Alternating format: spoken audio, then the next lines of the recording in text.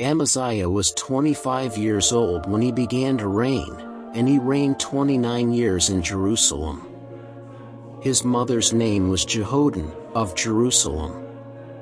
He did that which was right in Yahweh's eyes, but not with a perfect heart. Now when the kingdom was established to him, he killed his servants who had killed his father the king.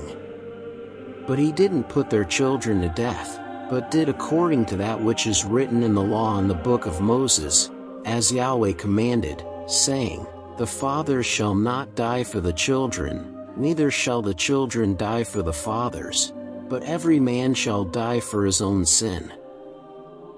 Moreover, Amaziah gathered Judah together and ordered them according to the houses of their fathers, under captains of thousands and captains of hundreds, even all Judah and Benjamin. He counted them from 20 years old and upward, and found that there were 300,000 chosen men, able to go out to war, who could handle spear and shield. He also hired 100,000 mighty men of valor out of Israel for 100 talents of silver. A man of God came to him, saying, "O king, don't let the army of Israel go with you, for Yahweh is not with Israel, with all the children of Ephraim. 8 But if you will go, take action, and be strong for the battle. God will overthrow you before the enemy, for God has power to help, and to overthrow."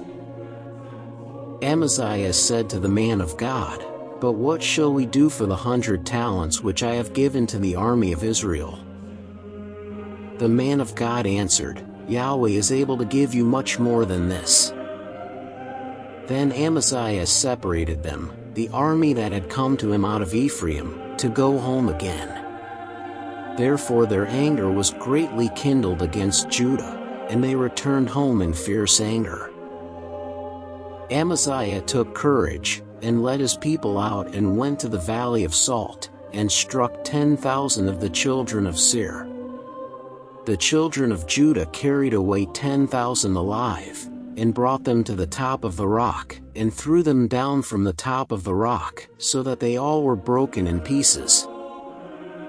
But the men of the army whom Amaziah sent back, that they should not go with him to battle, fell on the cities of Judah from Samaria even to Beth Horon, and struck of them 3,000, and took much plunder.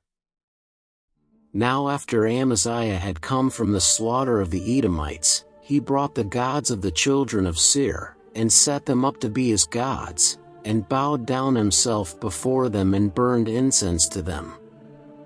Therefore Yahweh's anger burned against Amaziah, and he sent to him a prophet who said to him, "Why have you sought after the gods of the people, which have not delivered their own people out of your hand?" As he talked with him, the king said to him, "Have we made you one of the king's counselors? Stop! Why should you be struck down?" Then the prophet stopped, and said, "I know that God has determined to destroy you, because you have done this and have not listened to my counsel." Then Amaziah king of Judah consulted his advisers, and sent to Joash, the son of Jehoahaz, the son of Jehu, king of Israel, saying, "Come, let's look one another in the face." Joash king of Israel sent to Amaziah king of Judah, saying, "The thistle that was in Lebanon sent to the cedar that was in Lebanon, saying, 'Give your daughter to my son as his wife.' Then a wild animal that was in Lebanon passed by and trampled down the thistle. You say to yourself that you have struck Edom, and your heart lifts you up to boast. Now stay at home. Why should you meddle with trouble, that you should fall, even you and Judah with you?" But Amaziah would not listen, for it was of God, that he might deliver them into the hand of their enemies, because they had sought after the gods of Edom. So Joash king of Israel went up, and he and Amaziah king of Judah looked one another in the face at Beth Shemesh, which belongs to Judah. Judah was defeated by Israel, so every man fled to his tent. Joash king of Israel took Amaziah king of Judah, the son of Joash the son of Jehoahaz, at Beth-shemesh and brought him to Jerusalem, and broke down the wall of Jerusalem from the gate of Ephraim to the corner gate, 400 cubits. He took all the gold and silver, and all the vessels that were found in God's house with Obed-Edom, and the treasures of the king's house, and the hostages, and returned to Samaria. Amaziah the son of Joash, king of Judah, lived for 15 years after the death of Joash, son of Jehoahaz, king of Israel. Now the rest of the acts of Amaziah, first and last, behold, aren't they written in the book of the kings of Judah and Israel?